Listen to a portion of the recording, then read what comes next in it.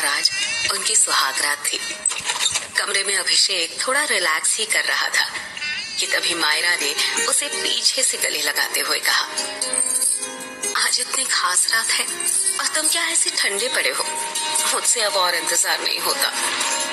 मायरा की बात पर अभिषेक ने उसे पहले तो हैरानी से देखा और फिर कहा, तुम तो बहुत ज्यादा एक्साइटेड। अभिषेक आगे कुछ बोल पाता इससे पहले ही मायरा ने अपने होंठ अभिषेक के होठों पर रख दिए।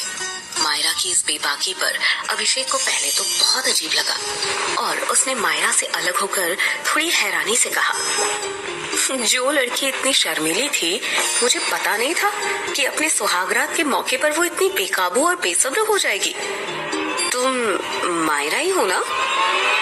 अभिषेक की बात पर मायरा ने काफी गंभीर आवाज में कहा, नहीं, मैं खूनी वधू हूँ जो मर्दों के साथ सुहागरात मनाकर बाद में उन्हें मार देती है। ये सुनते ही अभिषेक चौंक पड़ा। वो कुछ कहता इससे पहले ही मायरा ने हंसते हुए कहा, यार मैं तुम्हारी बीवी हूँ मायरा। इस बात पर अभिषेक ने मायरा से थोड़ा दूर हटकर कहा, तुमने भी किसका नाम ले लिया? इस तरह रात को उसका नाम नहीं लेना चाहिए, पता है ना? ये सब छोड़ो और मुझ पर ध्यान दो। कहते हुए मायरा ने अभिषेक को अपने करीब खींच लिया और उसे चूमने लगी। मायरा के होठों को अपने चेहरे पर महसूस कर अभिषेक भी अब मदहोश होने लगा था। अभिषेक का साथ पाकर मायरा के चेहरे पर एक गहरी मुस्कान आ गई और बस कुछ पलों के लिए उसकी आंखों का रंग बदलकर खून सा लाल हो गया। तभी अचानक ही उसकी आंखें चमकने लगी, लेकिन अभिषेक मायरा की बदलती आंखों का रंग देख पाता उससे पहले ही उसके फोन पर रिंग हुई और अभिषेक फोन पर बातें करने लग गया, मगर वहीं पीछे खड़ी मायरा बेताब हो रही थी। अभिषेक ने जैसे ही फोन रखा, मायरा उससे जाकर लिपट गई। ये मायरा को आज क्या हो गया? आज से पहले इसका ऐसा रूप नहीं देखा था। ये मेरी मायरा ही है ना? मायरा के बदले हुए रूप को देख अभिषेक ने मन ही मन कहा। इतने में मायरा अभिषेक को खींचकर बिस्तर तक ले गई और अभिषेक के बदन से उसके कपड़े उतारने लगी। बिस्तर पर जाते ही अचानक से कमरे में रात की रानी की तेज खुशबू फैलने लगी, जो मायरा के शरीर से ही आ रही थी।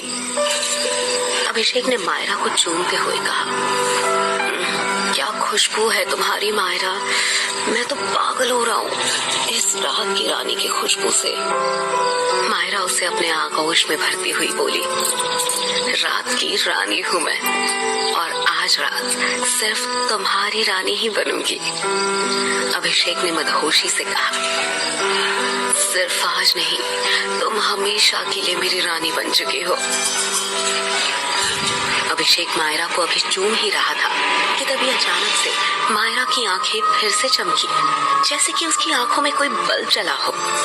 मायरा की आंखों के इस अजीब से ग्लो को देखकर अभिषेक एकदम से रुक गया। क्या हुआ अभिषेक, रुक क्यों गए? मायरा ने एक अदा के साथ अभिषेक के चेहरे पर प्यार से हाथ फेरते हुए कहा, मायरा तुम ठीक तो हो? अभी तुम्हारी आंखों में कुछ हुआ था। अभिषेक की बात सुन मायरा ने मुस्कुराते हुए कहा, नहीं, कुछ भी तो नहीं, देखो मेरी आंखें तो बिल्कुल ठीक है। लेकिन अभिषेक मानने को तैयार नहीं था। उसने बिस्तर से उठते हुए कहा, नहीं मायरा, मैंने देखा तुम्हारी आंखें ग्लो कर रही थी, क्या हुआ तुम्हें? अभिषेक की आवाज एक अनजाने भय से कांप रही थी, लेकिन तभी मायरा ने अपने कोमल हाथों को अभिषेक के चेहरे पर फेरा और अभिषेक मानो सब कुछ भूल गया हो।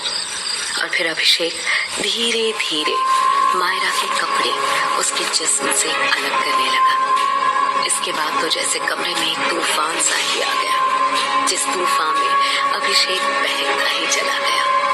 थोड़ी देर बाद जब वो थक गया तो वो मायरा से अलग हुआ और उसने कहा,